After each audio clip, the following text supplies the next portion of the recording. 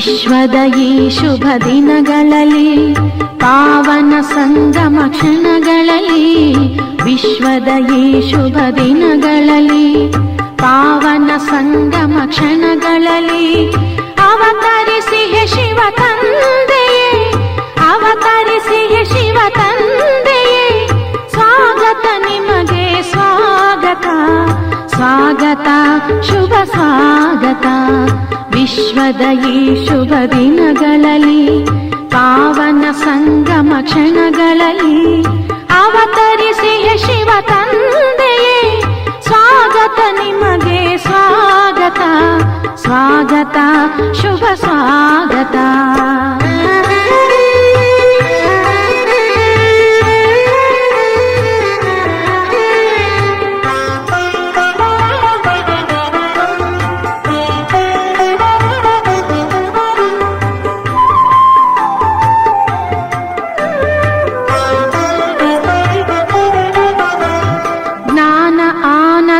ಪ್ರೇಮ ಸಾಗರ ಚೈತನ್ಯ ಜ್ಯೋತಿರ್ಬಿಂದು ಸ್ವರೂಪ ಜ್ಞಾನ ಆನಂದ ಪ್ರೇಮ ಸಾಗರ ಚೈತನ್ಯ ಜ್ಯೋತಿರ್ಬಿಂದು ಸ್ವರೂಪ ಶ್ರೇಷ್ಠ ಕರ್ಮಗಳ ಭಾಗ್ಯ ವಿಧಾತ ಶ್ರೇಷ್ಠ ಕರ್ಮಗಳ ಭಾಗ್ಯ ವಿಧಾತ ಸ್ವಾಗತ ನಿಮಗೆ ಸ್ವಾಗತ ಸ್ವಾಗತ ಶುಭ ಸ್ವಾಗತ ವಿಶ್ವದ ಈ ಶುಭ ದಿನಗಳಲ್ಲಿ ಪಾವನ ಸಂಗಮ ಕ್ಷಣಗಳಲ್ಲಿ ವಿಶ್ವದ ಈ ಶುಭ ದಿನಗಳಲ್ಲಿ ಪಾವನ ಸಂಗಮ ಕ್ಷಣಗಳಲ್ಲಿ ಅವತರಿಸಿ ಹೇ ಶಿವ ತಂದೆಯೇ ಸ್ವಾಗತ ನಿಮಗೆ ಸ್ವಾಗತ ಸ್ವಾಗತ ಶುಭ ಸ್ವಾಗತ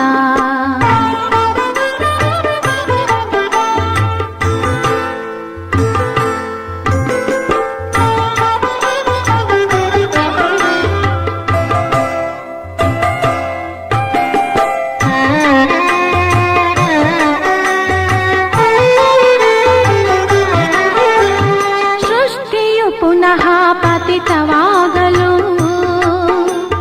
ತಾಮಸ ಗುಣದಿ ವಿಕಾರಿಯಾಗಲು ಸೃಷ್ಟಿಯು ಪುನಃ ಪತಿತವಾಗಲು ತಾಮಸ ಗುಣದಿ ವಿಕಾರಿಯಾಗಲು ಶಿವನೇ ಬಂದಿಹೆ ರಕ್ಷಿಸಲು ಶಿವನೇ ಬಂದಿಹೆ ರಕ್ಷಿಸಲು ಸ್ವಾಗತ ನಿಮಗೆ ಸ್ವಾಗತ ಸ್ವಾಗತ ಶುಭ ಸ್ವಾಗತ ವಿಶ್ವದ ಈ ಶುಭ ದಿನಗಳಲ್ಲಿ ಪಾವನ ಸಂಗಮ ಕ್ಷಣಗಳಲ್ಲಿ ವಿಶ್ವದ ಈ ಶುಭ ದಿನಗಳಲ್ಲಿ ಪಾವನ ಸಂಗಮ ಕ್ಷಣಗಳಲ್ಲಿ ಅವತರಿಸಿ ಹೇ ಶಿವ ತಂದೆಯೇ ಸ್ವಾಗತ ನಿಮಗೆ ಸ್ವಾಗತ ಸ್ವಾಗತ ಶುಭ ಸ್ವಾಗತ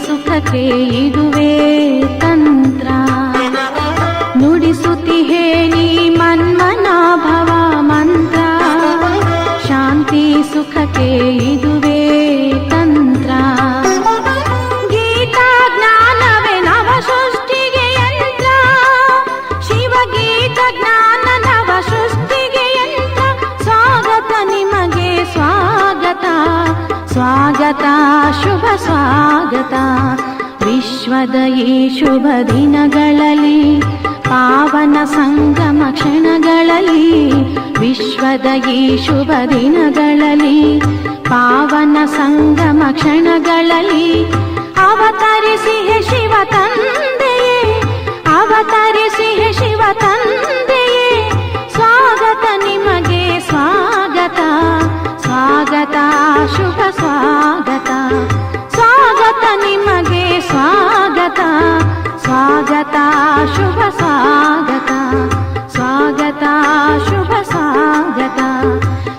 ಸ್ವಾಗತ ಶುಭ ಸ್ವಾಗತ. ಓಂ ಶಾಂತಿ.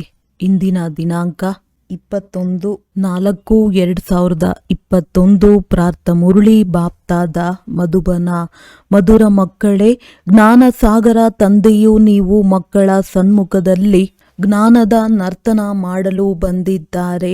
ನೀವು ಬುದ್ಧಿವಂತ ಸೇವಾದಾರಿಗಳಾಗಿರಿ, ಆಗ ಜ್ಞಾನದ ನೃತ್ಯವೂ ಚೆನ್ನಾಗಿರುವುದು.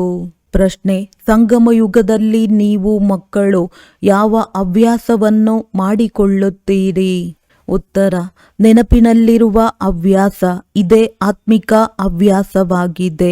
ಈ ಹವ್ಯಾಸದ ಜೊತೆಗೆ ನೀವು ದಿವ್ಯ ಮತ್ತು ಅಲೌಕಿಕ ಕರ್ಮವನ್ನು ಮಾಡಬೇಕಾಗಿದೆ. ನೀವು ಬ್ರಾಹ್ಮಣರಾಗಿದ್ದೀರಿ. ಎಲ್ಲರಿಗೆ ನೀವು ಸತ್ಯವಾದ ಕಥೆಯನ್ನು ಅವಶ್ಯವಾಗಿ ತಿಳಿಸಬೇಕಾಗಿದೆ. ನೀವು ಮಕ್ಕಳಲ್ಲಿ ಸರ್ವೀಸಿನ ಹವ್ಯಾಸವೂ ಇರಬೇಕು. ಗೀತೆ. ಧೈರ್ಯ ತಾಳು ಮಾನವನೇ. ಓಂ ಶಾಂತಿ. ಹೇಗೆ ಯಾರಾದರೂ ರೋಗಿಯಾಗಿದ್ದರೆ ಆ ರೋಗಿಯು ದುಃಖದಿಂದ ಬೇಗನೆ ಮುಕ್ತನಾಗುವ ಆಸೆಯನ್ನಿಟ್ಟುಕೊಳ್ಳುತ್ತಾರೆ. ವೈದ್ಯರೊಂದಿಗೆ ಕೇಳುತ್ತಾರೆ, ಈ ಕಾಯಿಲೆಯು ಯಾವಾಗ ಕಳೆಯುವುದು ಎಂದು. ಅವು ಹದ್ದಿನ ಮಾತುಗಳಾಗಿವೆ. ಇದು ಬೇಹದ್ದಿನ ಮಾತಾಗಿದೆ.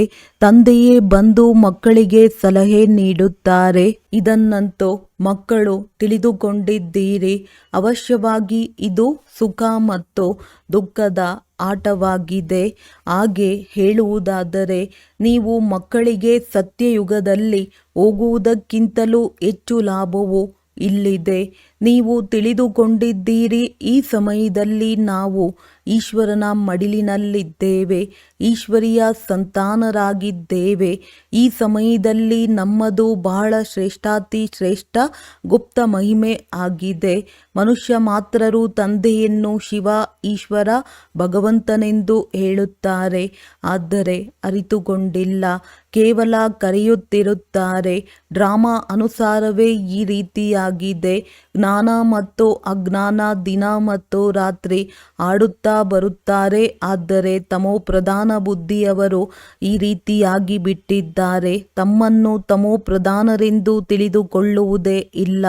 ಯಾರ ಅದೃಷ್ಟದಲ್ಲಿ ತಂದೆಯ ಆಸ್ತಿ ಇದೆಯೋ ಅವರ ಬುದ್ಧಿಯಲ್ಲಿ ಇದು ಕುಳಿತುಕೊಳ್ಳುವುದು. ಮಕ್ಕಳಿಗೆ ತಿಳಿದಿದೆ, ನಾವು ಸಂಪೂರ್ಣ ಘೋರ ಅಂಧಕಾರದಲ್ಲಿದ್ದೆವು. ಈಗ ತಂದೆಯು ಬಂದಿದ್ದಾರೆ. ಆದ್ದರಿಂದ ಎಷ್ಟು ಬೆಳಕು ಸಿಕ್ಕಿದೆ. ತಂದೆಯು ಯಾವ ಜ್ಞಾನವನ್ನು ತಿಳಿಸುತ್ತಾರೆಯೋ ಅದು ಯಾವುದೇ ವೇದ, ಶಾಸ್ತ್ರ ಇತ್ಯಾದಿಗಳಲ್ಲಿ ಇಲ್ಲ. ಅದನ್ನು ಸಹ ತಂದೆಯು ಸಿದ್ಧ ಮಾಡಿ ತಿಳಿಸುತ್ತಾರೆ. ನೀವು ಮಕ್ಕಳಿಗೆ ರಚಯಿತ ಮತ್ತು ರಚನೆಯ ಆದಿ ಮಧ್ಯ ಅಂತ್ಯದ ಬೆಳಕನ್ನು ಕೊಡುತ್ತೇನೆ. ಅದು ನಂತರ ಪ್ರಾಯಲೋಪವಾಗಿ ಬಿಡುತ್ತದೆ. ನನ್ನ ವಿನಃ ಮತ್ಯಾರಿಗೂ ಜ್ಞಾನ ಸಿಗಲು ಸಾಧ್ಯವಿಲ್ಲ. ಈ ಜ್ಞಾನವು ಮತ್ತೆ ಪ್ರಾಯಲೋಪವಾಗಿ ಬಿಡುತ್ತದೆ. ಬುದ್ಧಿಯಲ್ಲಿ ಬರುತ್ತದೆ. ಕಲಿಯುಗವು ಕಳೆದು ಪುನಃ 5000 ವರ್ಷಗಳ ನಂತರ ಪುನರಾವರ್ತನೆಯಾಗುವುದು. ಇದು ಹೊಸ ಮಾತಾಗಿದೆ, ಶಾಸ್ತ್ರಗಳಲ್ಲಿಲ್ಲ. ತಂದೆಯು ಈ ಜ್ಞಾನವನ್ನು ಎಲ್ಲರಿಗೂ ಒಂದೇ ಸಮನಾಗಿ ಓದಿಸುತ್ತಾರೆ. ಆದರೆ ಧಾರಣೆಯಲ್ಲಿ ನಂಬರ್ ವಾರ್ ಇದೆ. ಕೆಲವರು ಒಳ್ಳೆಯ ಸೇವಾದಾರಿ ಮಕ್ಕಳು ಬರುತ್ತಾರೆ. ಆಗ ತಂದೆಯ ನರ್ತನವೂ ಸಹ ಅದೇ ರೀತಿ ನಡೆಯುತ್ತದೆ. ನೃತ್ಯ ಮಾಡುವವರನ್ನು ನೋಡುವವರು ಬಹಳ ಉಮಂಗದಲ್ಲಿದ್ದಾಗ ನರ್ತನ ಮಾಡುವವರೂ ಸಹ ಬಹಳ ಚೆನ್ನಾಗಿ ನರ್ತಿಸುತ್ತಾರೆ. ಕೆಲವರೇ ಕುಳಿತಿದ್ದರೆ ಸಾಮಾನ್ಯ ರೀತಿಯಿಂದ ಜ್ಞಾನ ನರ್ತನ ನಡೆಯುತ್ತದೆ. ವಾವ್ ವಾವ್ ಎನ್ನುವವರು ಅನೇಕರಿದ್ದರೆ ಅವರ ಉಲ್ಲಾಸವು ಹೆಚ್ಚುವುದು. ಇಲ್ಲಿಯೂ ಸಹ ಹಾಗೆಯೇ. ಮುರುಳಿಯನ್ನಂತೂ ಎಲ್ಲ ಮಕ್ಕಳು ಕುಳಿತು ಕೇಳಿಸಿಕೊಳ್ಳುತ್ತಾರೆ. ಆದರೆ ಸನ್ಮುಖದಲ್ಲಿ ಕೇಳುವ ಮಾತೇ ಬೇರೆ ಇರುತ್ತದೆ ಎಲ್ಲವೇ. ಕೃಷ್ಣನು ನರ್ತನ ಮಾಡುತ್ತಿದ್ದನೆಂದು ತೋರಿಸುತ್ತಾರೆ, ಆದರೆ ಅದು ನರ್ತನವಲ್ಲ. ವಾಸ್ತವದಲ್ಲಿ ಜ್ಞಾನದ ನರ್ತನವಾಗಿದೆ. ಶಿವ ತಂದೆಯು ಸ್ವಯಂ ತಿಳಿಸುತ್ತಾರೆ, ನಾನು ಜ್ಞಾನ ನರ್ತನ ಮಾಡಲು ಬರುತ್ತೇನೆ, ನಾನು ಜ್ಞಾನ ಸಾಗರನಾಗಿದ್ದೇನೆ ಅಂದಾಗ ಒಳ್ಳೊಳ್ಳೆಯ ಮಾತುಗಳು ಹೊರಬರುತ್ತವೆ. ಇದು ಜ್ಞಾನದ ಮುರುಳಿಯಾಗಿದೆ, ಯಾವುದೇ ಕಟ್ಟಿಗೆಯ ಮುರುಳಿಯಲ್ಲ. ಪತಿತ ಪಾವನನು ಬಂದು ಸ್ವಯಂ ರಾಜಯೋಗವನ್ನು ಕಲಿಸುವರೋ ಅವರು ಕೇವಲ ಕಟ್ಟಿಗೆಯ ಮುರುಳಿಯನ್ನು ನುಡಿಸುವರೋ? ತಂದೆಯು ಬಂದು ಈ ರೀತಿ ರಾಜಯೋಗವನ್ನು ಕಲಿಸುತ್ತಾರೆಂಬುದು ಯಾರ ವಿಚಾರದಲ್ಲಿಯೂ ಇರುವುದಿಲ್ಲ. ನೀವೀಗ ತಿಳಿದುಕೊಂಡಿದ್ದೀರಿ. ಉಳಿದ ಯಾವುದೇ ಮನುಷ್ಯ ಮಾತ್ರರಿಗೆ ಇದು ಬುದ್ಧಿಯಲ್ಲಿ ಬರಲು ಸಾಧ್ಯವಿಲ್ಲ. ಬರುವವರಲ್ಲಿಯೂ ನಂಬರ್ ವಾರ್ ಪದವಿಯನ್ನು ಪಡೆಯುತ್ತಾರೆ. ಕಲ್ಪದ ಮೊದಲು ಹೇಗೆ ಮಾಡಿದ್ದಾರೆಯೋ ಅದರನುಸಾರವೇ ಪುರುಷಾರ್ಥ ಮಾಡುತ್ತಾ ಇರುತ್ತಾರೆ. ನೀವು ತಿಳಿದುಕೊಂಡಿದ್ದೀರಿ. ಕಲ್ಪದ ಮೊದಲಿನ ತರಹ ತಂದೆಯು ಬಂದು ಎಲ್ಲ ರಹಸ್ಯಗಳನ್ನು ಸ್ಪಷ್ಟವಾಗಿ ತಿಳಿಸುತ್ತಾರೆ. ತಂದೆಯು ಹೇಳುತ್ತಾರೆ, ನಾನು ಸಹ ಬಂಧನದಲ್ಲಿ ಬಂಧಿತನಾಗಿದ್ದೇನೆ. ಪ್ರತಿಯೊಬ್ಬರೂ ಈ ಡ್ರಾಮಾದ ಬಂಧನದಲ್ಲಿ ಬಂಧಿತರಾಗಿದ್ದಾರೆ. ಸತ್ಯಯುಗದಲ್ಲಿ ಏನೆಲ್ಲವೋ ಆಗಿತ್ತೋ ಅದೇ ಆಗುವುದು. ಎಷ್ಟು ಪ್ರಕಾರದ ಯೋನಿಗಳಿವೆ. ಸತ್ಯಯುಗದಲ್ಲಿ ಇಷ್ಟೊಂದು ಯೋನಿಗಳಿರುವುದಿಲ್ಲ. ಅಲ್ಲಿ ವಿಭಿನ್ನತೆ ಇರುತ್ತದೆ. ನಂತರ ವೃದ್ಧಿ ಹೊಂದುತ್ತಾ ಇರುತ್ತಾರೆ. ಹೇಗೆ ಧರ್ಮಗಳು ಸಹ ಹೆಚ್ಚುತ್ತಾ ಹೋಗುತ್ತವೆ ಎಲ್ಲವೇ. ಸತ್ಯಯುಗದಲ್ಲಂತೂ ಇರಲಿಲ್ಲ. ಯಾವುದು ಸತ್ಯಯುಗದಲ್ಲಿತ್ತೋ ಅದನ್ನು ಪುನಃ ಸತ್ಯಯುಗದಲ್ಲಿಯೇ ಮಾಡುವರು. ಸತ್ಯಯುಗದಲ್ಲಿ ಯಾವುದೇ ಕೊಳಕು ಮಾಡುವಂತಹ ವಸ್ತುಗಳಿರುವುದಿಲ್ಲ. ಆ ದೇವಿ ದೇವತೆಗಳಿಗೆ ಭಗವಾನ್ ಭಗವತಿ ಎಂದು ಹೇಳುತ್ತಾರೆ. ಮತ್ಯಾವುದೇ ಖಂಡದಲ್ಲಿ ಎಂದು ಯಾರಿಗೂ ಭಗವಾನ್ ಭಗವತಿ ಎಂದು ಹೇಳಲು ಸಾಧ್ಯವಿಲ್ಲ. ಆ ದೇವತೆಗಳು ಅವಶ್ಯವಾಗಿ ಸ್ವರ್ಗದಲ್ಲಿ ರಾಜ್ಯ ಮಾಡುತ್ತಿದ್ದರು. ನೋಡಿ ಅವರಿಗೆ ಎಷ್ಟು ಗಾಯನವಿದೆ. ನೀವು ಮಕ್ಕಳಿಗೆ ಈಗ ಧೈರ್ಯವು ಬಂದು ಬಿಟ್ಟಿದೆ. ನೀವು ತಿಳಿದುಕೊಂಡಿದ್ದೀರಿ ನಮ್ಮ ಪದವಿಯು ಎಷ್ಟು ಶ್ರೇಷ್ಠವಾಗಿದೆ ಅಥವಾ ಕನಿಷ್ಠವಾಗಿದೆಯೇ, ನಾವು ಎಷ್ಟು ಅಂಕಗಳಿಂದ ತೇರ್ಗಡೆಯಾಗಬಹುದು. ಪ್ರತಿಯೊಬ್ಬರೂ ತಮ್ಮನ್ನು ತಿಳಿದುಕೊಳ್ಳಬಹುದು. ಇಂಥವರು ಚೆನ್ನಾಗಿ ಸರ್ವಿಸ್ ಮಾಡುತ್ತಿದ್ದಾರೆ. ನಡೆಯುತ್ತಾ ಕೆಲವೊಮ್ಮೆ ಬಿರುಗಾಳಿಗಳು ಬಂದು ಬಿಡುತ್ತವೆ. ತಂದೆಯಂತೂ ತಿಳಿಸುತ್ತಾರೆ, ಮಕ್ಕಳಿಗೆ ಯಾವುದೇ ಗ್ರಹಚಾರ, ಬಿರುಗಾಳಿ ಇತ್ಯಾದಿ ಬರದಿರಲಿ ಎಂದು. ಮಾಯೆಯು ಒಳ್ಳೊಳ್ಳೆಯ ಮಕ್ಕಳನ್ನು ಸಹ ಬೀಳಿಸಿ ಬಿಡುತ್ತದೆ. ಆದ್ದರಿಂದ ತಂದೆಯು ಧೈರ್ಯ ತರಿಸುತ್ತಾ ಇರುತ್ತಾರೆ, ಮಕ್ಕಳೇ ಇನ್ನು ಸ್ವಲ್ಪವೇ ಸಮಯವಿದೆ. ನೀವು ಬಹಳ ಸೇವೆಯನ್ನು ಮಾಡಬೇಕಾಗಿದೆ. ಪೂರ್ಣ ಸ್ಥಾಪನೆಯಾಗಿ ಬಿಟ್ಟರೆ ಮತ್ತೆ ಹೊರಟು ಹೋಗಲೇಬೇಕಾಗಿದೆ. ಇದರಲ್ಲಿ ಒಂದು ಕ್ಷಣವೂ ಹಿಂದೆ ಮುಂದೆ ಆಗಲು ಸಾಧ್ಯವಿಲ್ಲ. ಈ ರಹಸ್ಯವನ್ನು ಮಕ್ಕಳೇ ತಿಳಿದುಕೊಳ್ಳುತ್ತೀರಿ. ನಾವು ಸೃಷ್ಟಿ ನಾಟಕದ ಪಾತ್ರಧಾರಿಗಳಾಗಿದ್ದೇವೆ. ಇದರಲ್ಲಿ ನಮ್ಮದು ಮುಖ್ಯ ಪಾತ್ರವಾಗಿದೆ. ಭಾರತದ ಮೇಲೆ ಸೋಲು ಮತ್ತು ಗೆಲುವಿನ ಆಟವು ಮಾಡಲ್ಪಟ್ಟಿದೆ. ಭಾರತವೇ ಪಾವನವಾಗಿತ್ತು. ಎಷ್ಟೊಂದು ಶಾಂತಿ ಪವಿತ್ರತೆ ಇತ್ತು. ಇದು ಕೇವಲ ನೆನ್ನೆಯ ಮಾತಾಗಿದೆ. ನೆನ್ನೆ ನಾವೇ ಪಾತ್ರವನ್ನಭಿನಯಿಸಿದ್ದೇವೆ. 5000 ವರ್ಷಗಳ ಪಾತ್ರವೆಲ್ಲವೂ ನಿಗದಿಯಾಗಿದೆ. ನಾವು ಚಕ್ರವನ್ನು ಸುತ್ತಿ ಬಂದಿದ್ದೇವೆ. ಈಗ ಪುನಃ ತಂದೆಯೊಂದಿಗೆ ಬುದ್ಧಿಯೋಗವನ್ನಿಡುತ್ತೇವೆ. ಇದರಿಂದಲೇ ತುಕ್ಕು ಕಳೆಯುತ್ತದೆ. ತಂದೆಯ ನೆನಪು ಬರುವುದು ಮತ್ತು ಆಸ್ತಿಯು ಅವಶ್ಯವಾಗಿ ನೆನಪಿಗೆ ಬರುವುದು. ಮೊಟ್ಟ ಮೊದಲು ತಂದೆಯನ್ನು ಅರಿತುಕೊಳ್ಳಬೇಕಾಗಿದೆ. ತಂದೆಯು ತಿಳಿಸುತ್ತಾರೆ, ನೀವು ನನ್ನನ್ನು ಅರಿತುಕೊಳ್ಳುವುದರಿಂದ ಎಲ್ಲವನ್ನೂ ಅರಿತುಕೊಳ್ಳುವಿರಿ. ಜ್ಞಾನವು ಬಹಳ ಸಹಜವಾಗಿದೆ, 1 ಸೆಕೆಂಡಿನದ್ದಾಗಿದೆ. ಆದರೂ ಸಹ ತಂದೆಯು ತಿಳಿಸುತ್ತಲೇ ಇರುತ್ತಾರೆ, ಜ್ಞಾನದ ಅಂಶಗಳನ್ನು ಕೊಡುತ್ತಲೇ ಇರುತ್ತಾರೆ. ಮುಖ್ಯ ಮಾತಾಗಿದೆ ಮನ್ಮನಾಭವ. ಇದರಲ್ಲಿಯೂ ವಿಘ್ನಗಳು ಬರುತ್ತವೆ. ದೇಹಾಭಿಮಾನವು ಬರುವುದರಿಂದ ಮತ್ತೆ ಅನೇಕ ಪ್ರಕಾರದ ತೊಂದರೆಗಳು ಬಂದು ಬಿಡುತ್ತವೆ. ಯೋಗದಲ್ಲಿರುವುದಕ್ಕೂ ಬಿಡುವುದಿಲ್ಲ. ಹೇಗೆ ಭಕ್ತಿ ಮಾರ್ಗದಲ್ಲಿ ಕೃಷ್ಣನ ನೆನಪಿನಲ್ಲಿ ಕುಳಿತುಕೊಂಡಾಗ ಬುದ್ಧಿಯು ಎಲ್ಲೆಲ್ಲಿಯೋ ಓಡಿ ಹೋಗುತ್ತದೆ. ಭಕ್ತಿಯ ಅನುಭವವಂತೂ ಎಲ್ಲರಿಗೂ ಇದೆ. ಈ ಜನ್ಮದ ಮಾತಾಗಿದೆ. ಈ ಜನ್ಮವನ್ನು ಅರಿತುಕೊಂಡಾಗ ಇಂದಿನ ಜನ್ಮಗಳನ್ನು ಅಲ್ಪ ಸ್ವಲ್ಪ ಅರಿತುಕೊಳ್ಳಬಹುದು. ಮಕ್ಕಳಿಗೆ ತಂದೆಯನ್ನು ನೆನಪು ಮಾಡುವುದು ಹವ್ಯಾಸವಾಗಿ ಬಿಟ್ಟಿದೆ. ಎಷ್ಟು ನೆನಪು ಮಾಡುತ್ತೀರೋ ಅಷ್ಟು ಖುಷಿಯು ಹೆಚ್ಚುತ್ತದೆ. ಜೊತೆಗೆ ದಿವ್ಯ ಅಲೌಕಿಕ ಕರ್ಮವನ್ನು ಮಾಡಬೇಕಾಗಿದೆ. ನೀವು ಬ್ರಾಹ್ಮಣರಾಗಿದ್ದೀರಿ.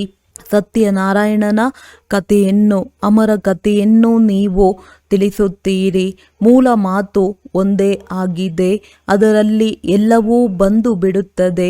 ನೆನಪಿನಿಂದಲೇ ವಿಕರ್ಮಗಳು ವಿನಾಶವಾಗುತ್ತವೆ. ಇದೊಂದೇ ಆತ್ಮಿಕ ಹವ್ಯಾಸವಾಗಿದೆ. ತಂದೆಯು ತಿಳಿಸುತ್ತಾರೆ, ಜ್ಞಾನವು ಬಹಳ ಸಹಜವಾಗಿದೆ. ಕನ್ಯೆಯರ ಹೆಸರಿನ ಗಾಯನವಿದೆ. ಅದರ್ ಕುಮಾರಿ ಕನ್ಯೆ ಕುಮಾರಿಯ ಹೆಸರು ಎಲ್ಲದಕ್ಕಿಂತ ಹೆಚ್ಚು ಪ್ರಸಿದ್ಧವಾಗಿದೆ.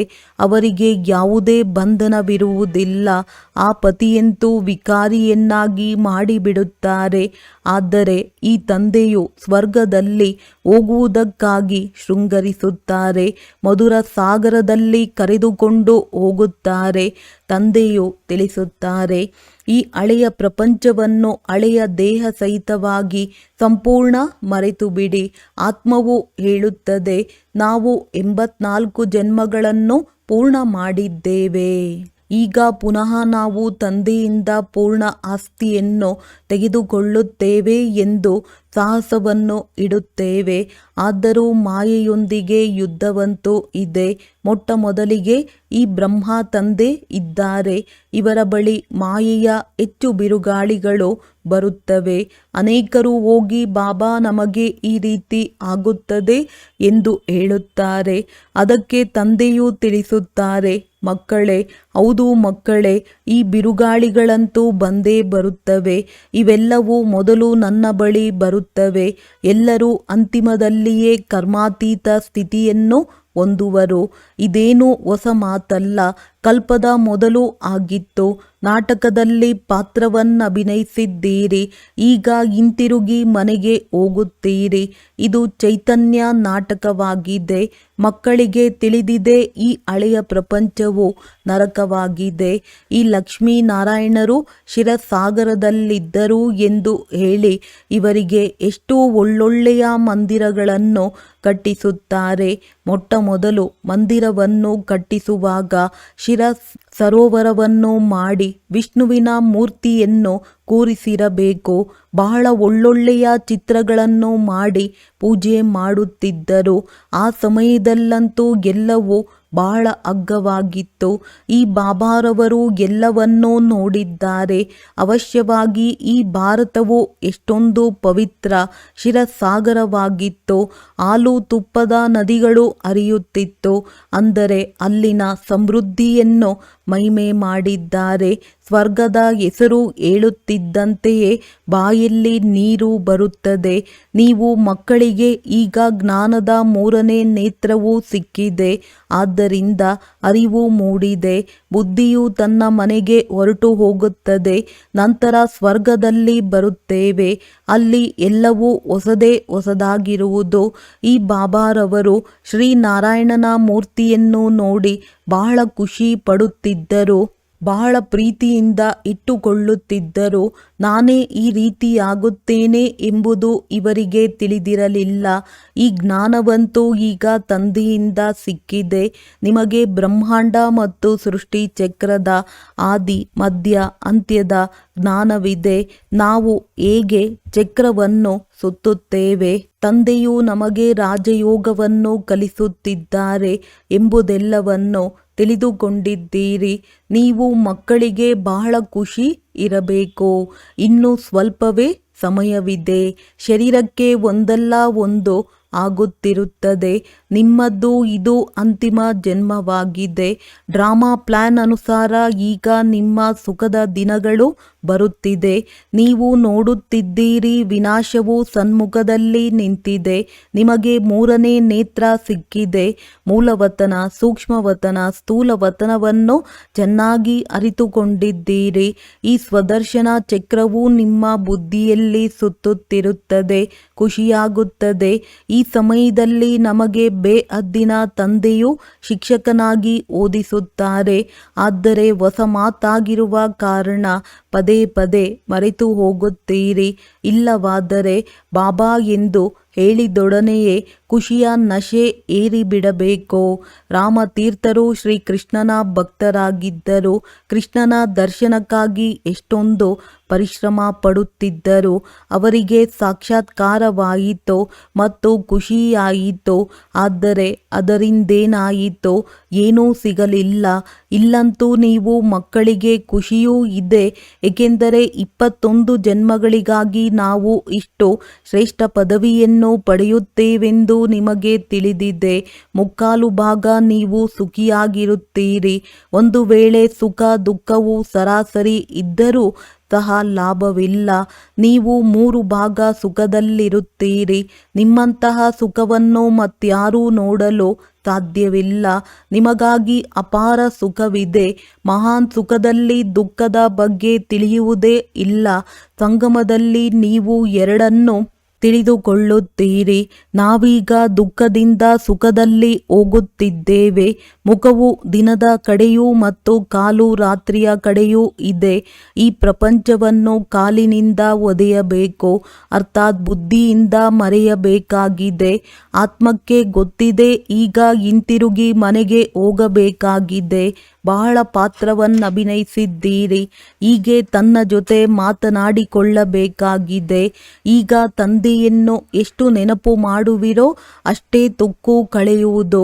ಎಷ್ಟು ತಂದೆಯ ಸೇವೆಯಲ್ಲಿದ್ದು ಸಮಾನರನ್ನಾಗಿ ಮಾಡಿಕೊಳ್ಳುವಿರೋ ಅಷ್ಟೇ ತಂದೆಯನ್ನು ಪ್ರತ್ಯಕ್ಷ ಮಾಡುತ್ತೀರಿ. ಈಗ ಮನೆಗೆ ಹೋಗಬೇಕಾಗಿದೆ ಎಂಬುದು ಬುದ್ಧಿಯಲ್ಲಿದೆ. ಆದ್ದರಿಂದ ಮನೆಯನ್ನೇ ನೆನಪು ಮಾಡಬೇಕು. ಹಳೆಯ ಮನೆಯು ಬೀಳುತ್ತಿರುತ್ತದೆ. ಈಗ ಹೊಸ ಮನೆ ಎಲ್ಲಿ? ಹಳೆಯ ಮನೆ ಎಲ್ಲಿ? ಇದು ವಿಷಯ ವೈತರಣಿ ನದಿಯಾಗಿದೆ. ಒಬ್ಬರು ಇನ್ನೊಬ್ಬರನ್ನು ಹೊಡೆಯುತ್ತಾ ಜಗಳವಾಡುತ್ತಾ ಇರುತ್ತಾರೆ. ಅದರಲ್ಲಿ ತಂದೆಯು ಬಂದಾಗಿನಿಂದ ಯುದ್ಧವು ಬಹಳ ಆರಂಭವಾಗಿ ಬಿಟ್ಟಿದೆ. ಒಂದು ವೇಳೆ ಸ್ತ್ರೀಯು ವಿಕಾರದಲ್ಲಿ ಭಾಗಿಯಾಗದಿದ್ದರೆ ಎಷ್ಟೊಂದು ತೊಂದರೆ ಕೊಡುತ್ತಾರೆ, ಎಷ್ಟೊಂದು ತಲೆ ಕೆಡಿಸಿಕೊಳ್ಳುತ್ತಾರೆ. ಕಲ್ಪದ ಮೊದಲು ಅತ್ಯಾಚಾರವಾಗಿತ್ತು.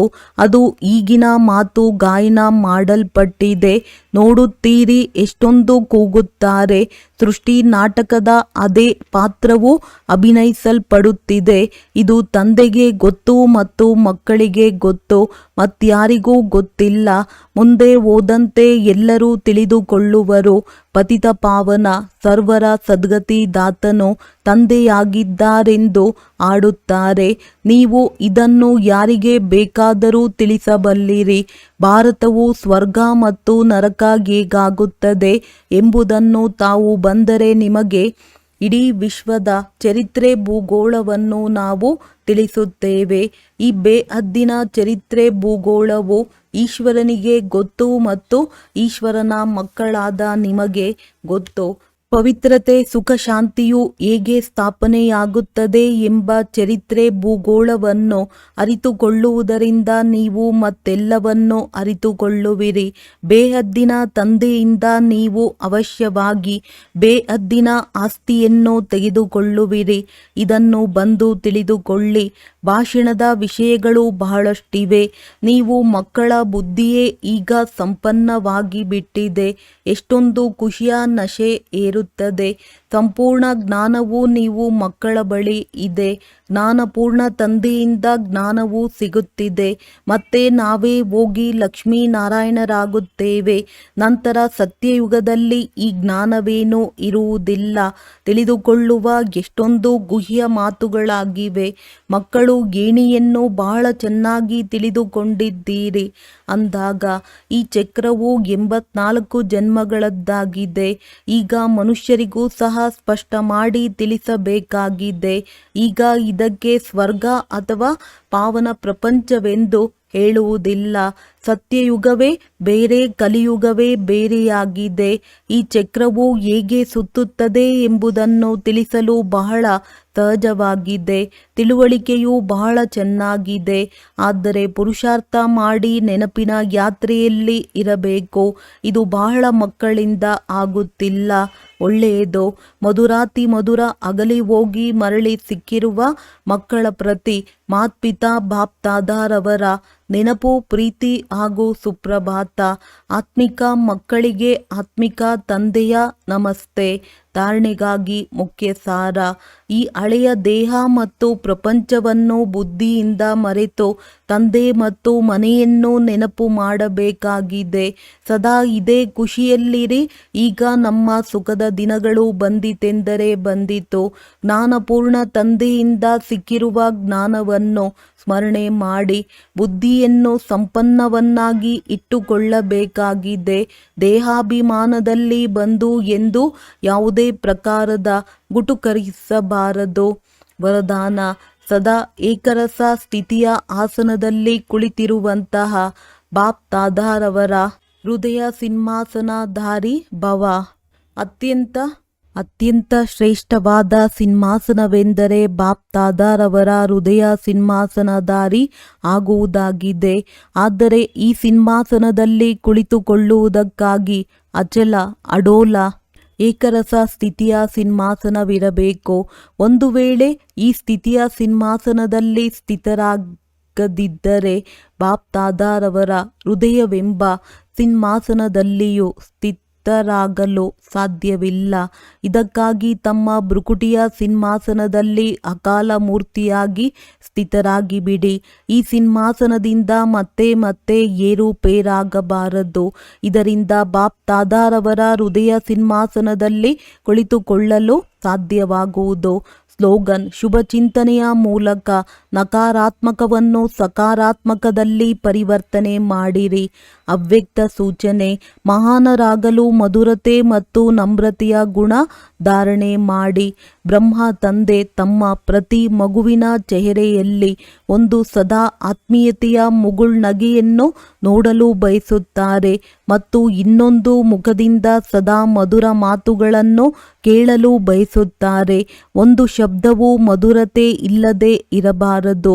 ಚೆಹರೆಯಲ್ಲಿ ಆತ್ಮೀಯತೆ ಇರಲಿ, ಮುಖದಲ್ಲಿ ಮಧುರತೆ ಇರಲಿ ಮತ್ತು ಮನಸ್ಸು ಬುದ್ಧಿಯಲ್ಲಿ ಶುಭ ಭಾವನೆ, ದಯಾ ಹೃದಯದ ಭಾವನೆ, ದಾತಾತನದ ಭಾವನೆ, ಪ್ರತಿ ಹೆಜ್ಜೆಯಲ್ಲಿ ಫಾಲೋ ಫಾದರ್ ಇರಲಿ. ಇದೇ ಪಾಲನೆಯ ರಿಟರ್ನ್ ಆಗಿದೆ. ಒಳ್ಳೆಯದು. ಓಂ ಶಾಂತಿ.